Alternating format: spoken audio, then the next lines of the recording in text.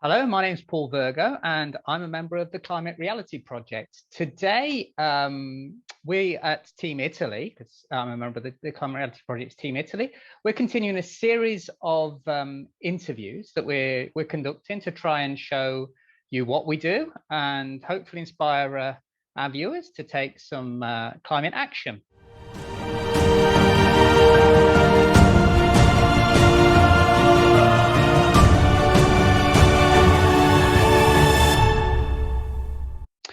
So today we have a very smart lady with us, and her name is Stefania Romano. Hello, Stefania. Hi, Paul. How are you? Very well, thank you. Now, Stefania, you've got a very interesting story, and we'll get to that shortly. But before we get to that, I would like you to just give a little overview of what the Climate Reality Project is for somebody who maybe doesn't know it. Yes. Thank you so much for this short interview, Paul. It's very much needed, I would say, to pull us together, the climate reality leaders. I've been into this experience for quite a long while, in fact, I have to say. That's why I'm particularly proud, and I find it very, very meaningful to be sharing a presentation of what the climate reality is. I would say that institutionally and formally, it's an organization which is spread out throughout and internationally, and it's just combating and fighting climate change, but it's much more than this. The Climate Reality Project is about people, it's about tools, it's about trainings.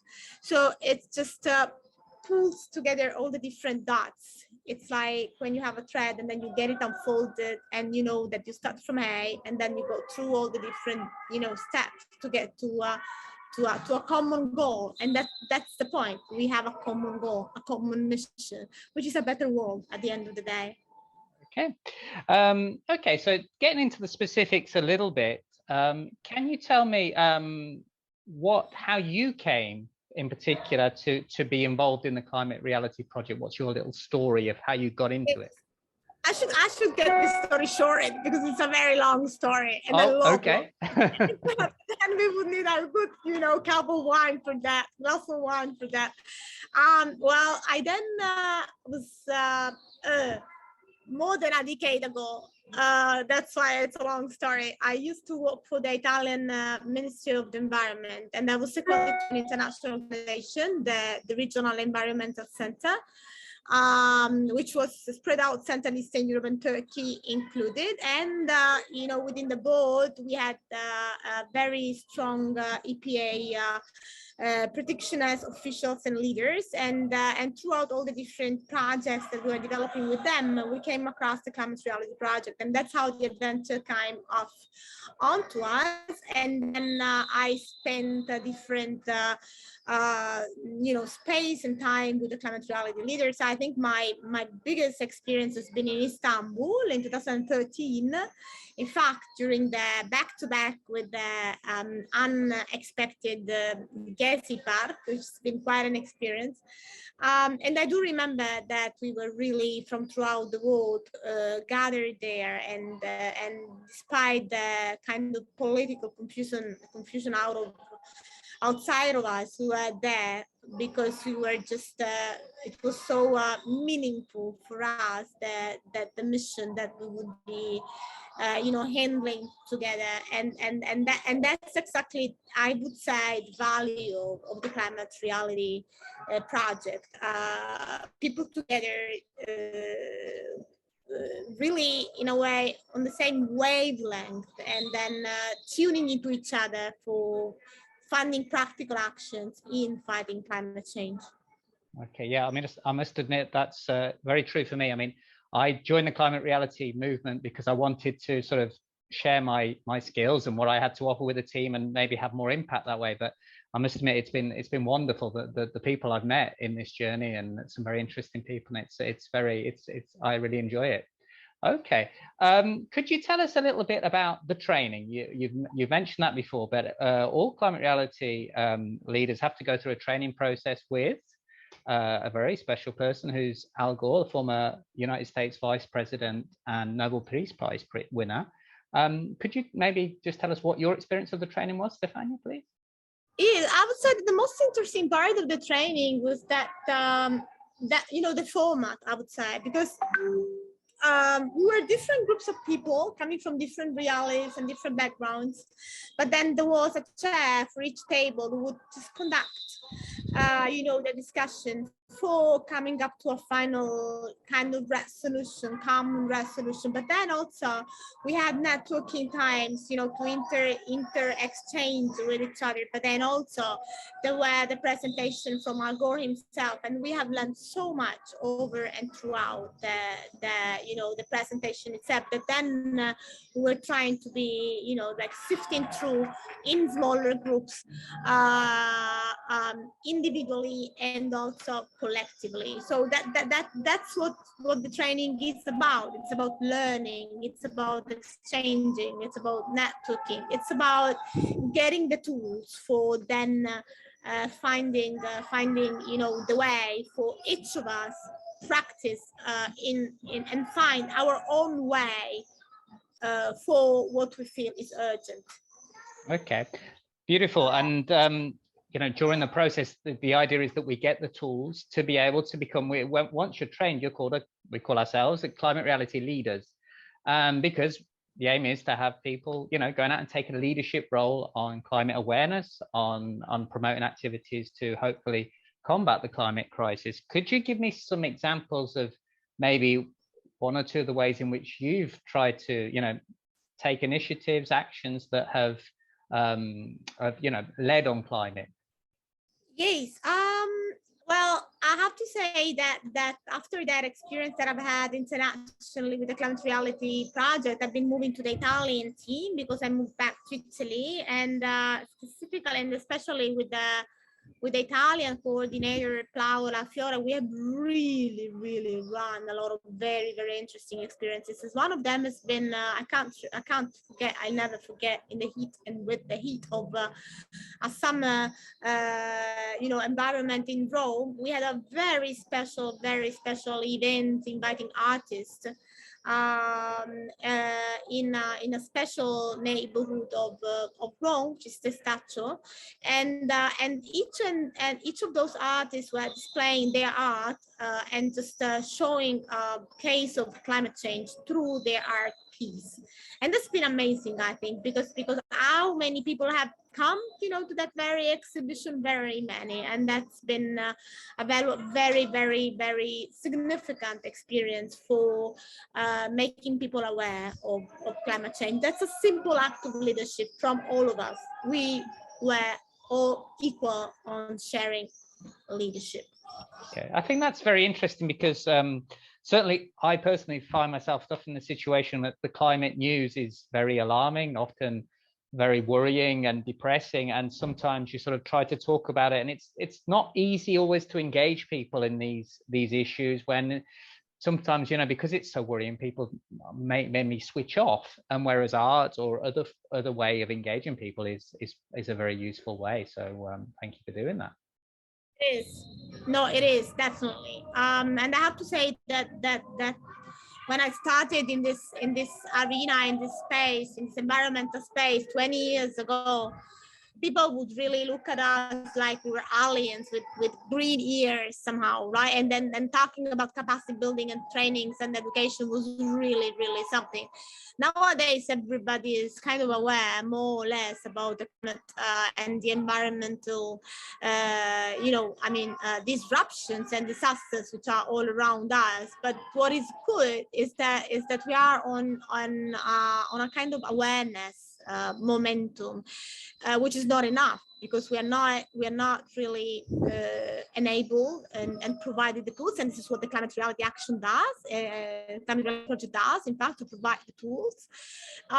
So I think that here that the trick is not to feel frustrated or hopeless, because there is a lot around us showing climate change is there, right? In each and every day and each and every single thing that we do, there is climate. I mean, if you're a little bit sensitive, you face the consequences of climate change.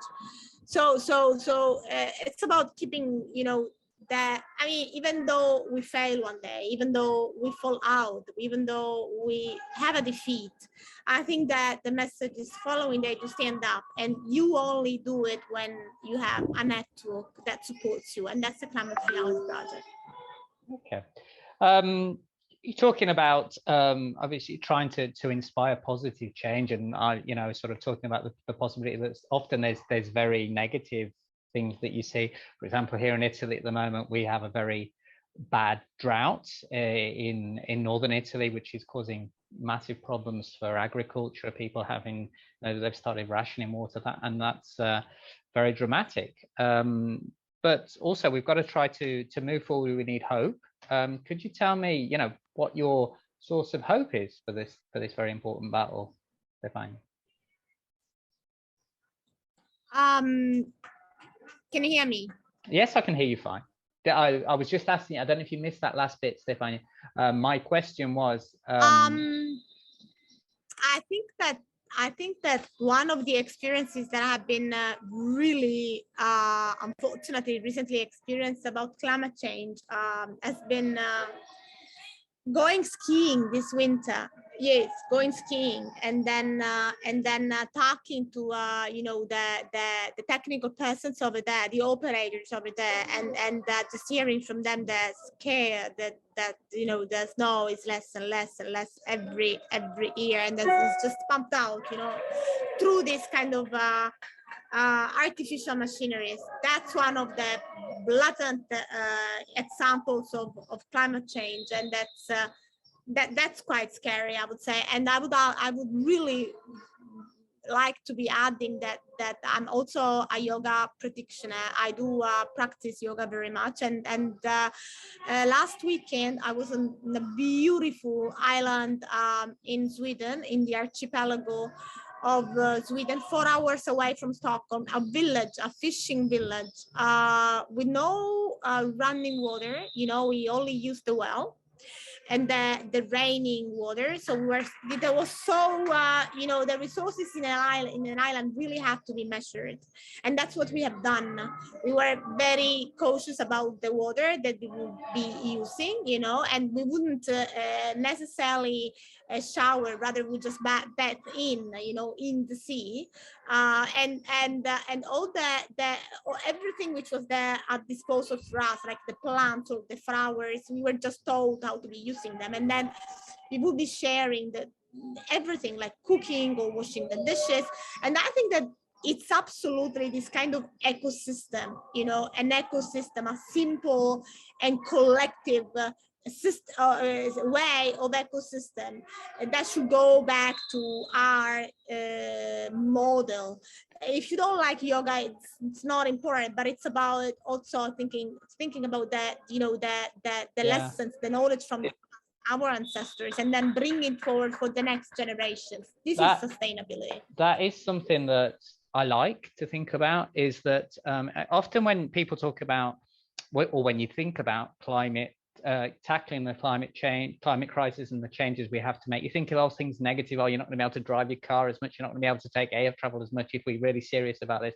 But also it's nice to think maybe about the positive things. You know, maybe a more sustainable world would be a slower world, a happier world, you know, instead of being in this rat race where we're a lot of our lives are very frenetic. Maybe if we found a way forward, there'd be maybe a little bit, you know, there would be pros and cons, and some of the cons would maybe be very beneficial to us. That's especially. Sorry, Paul. At the end of the day, can I tell you something? We were very happy. And we were not driving luxurious cars or going to fancy aperitivo, or, you know, we wake up in the morning at 7 meditating and doing ceremonies with flowers and candles and rituals. And again, I'm just bringing up the wisdom of the past and of collective liaising, collective you know, co-sharing, and we were the happiest, because this is the meaning of life after all, right? It's human relations. If we could simply go back to that and just strengthen it, I mean, we wouldn't necessarily need all these huge, you know, international frames or whatever, which are also necessary, yes, but let's also think it's simple. I think we should all think it's simple. Yeah, I mean, I think there's something there. Maybe yoga's not everybody's cup of tea and meditation's not everybody's cup of tea, but I think there is something there in the, I think a majority of people would like to have a slower life, a more relaxed life, a less stress. It's about and enjoying the nature. It's about, meditation can be present in all different ways, right? It can also be reading a book, or in front of the fireplaces, or just listening to music and just listening to music, not but not doing anything else, just letting it go. Okay. I think it's an inner, it's a kind of an inner stance, whatever, and any kind of, you choose the one it's more, it fits more to your way of being. I think. Okay, Stefania, I did ask this question before. I think there maybe was a little bit of a problem with the audio and you didn't catch it. But one final thing I would like to ask is, what do you get hope from in this, in a battle that can seem a bit depressing at times? Where's your source of climate hope? Togetherness and awareness. Okay, yeah, we're definitely that. If we join together and join forces, we can achieve things. And sometimes it may look difficult, but I mean, they say that when change happens, sometimes change doesn't happen, and then lots of change happens very quickly. I mean, once upon a time, maybe apartheid seemed impossible to end, or the Soviet bloc seemed impossible to end, and they did. So hopefully there can be big changes ahead of us. Okay, well, thank you. It was exhausting. I was just talking to a friend yesterday, in fact, you're touching on a key point. And I told him, sometimes when I talk about this topics, I've been told that I'm an idealist, and then this friend of mine answered back to me, the world and the humankind has moved forward because of ideals and because of idealists. So let's keep it. Okay, that is a beautiful way to wrap things up. Thank you very much, Stefania. I would invite you to, those of you who are listening, to reflect on what Stefania said, and maybe how you could make a little contribution to a very important battle. And obviously, also, I'd encourage you all to follow Climate Reality on the various social media platforms we have: Twitter, Facebook, Instagram. And above all, have a nice evening or have a nice day, and thank you for watching. Thank you. Bye.